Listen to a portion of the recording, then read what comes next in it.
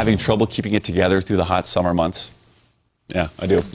It looks good at first, or sometimes, and then by the end of summer, it just doesn't quite hack it. So joining us this morning is Carol Kassler with Associated Landscape Contractors of Colorado. I definitely have this exact same problem. I've got sparse grass, a lot of dirt.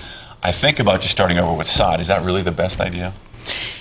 It is, if your grass is really struggling, but there are ways to bring it back as well. And part of what we're here today to talk about is sustainable tips for the yard. So that one of those would be to rejuvenate your yard instead of maybe starting over if you can. How can I rejuvenate such a sparse yard like that?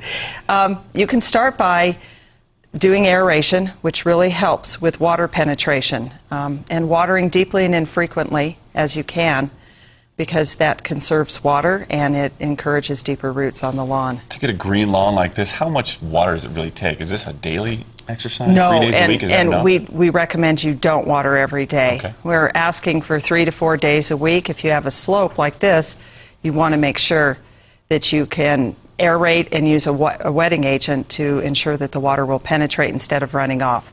It's very important. I do have some slopes like that on my yard, and it seems like even when we aerate, it's hard to get anything to stick in there.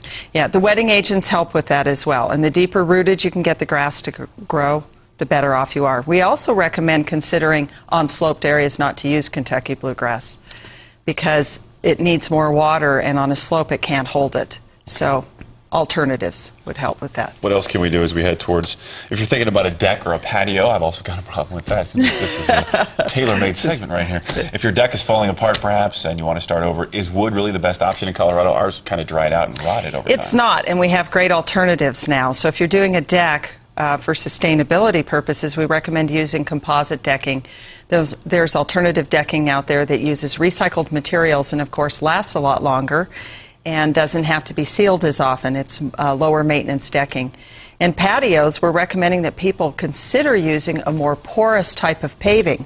There are some interlocking pavers on the market that allow water to penetrate as opposed to running off from hard surfaces. Now, these materials, though, I think the attraction for some people, if you're going to go ahead and put a new deck in, is wood. You know how to work with wood. These other materials, are they more difficult to work with?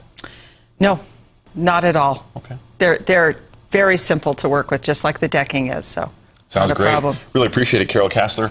That's exactly what you need to know to keep your lawn in shape. Think about those other materials, and for more information, just log on to our website, thedenverchannel.com. Click on the big red TV button. All right, I guess I won't just scrape it off. Yeah.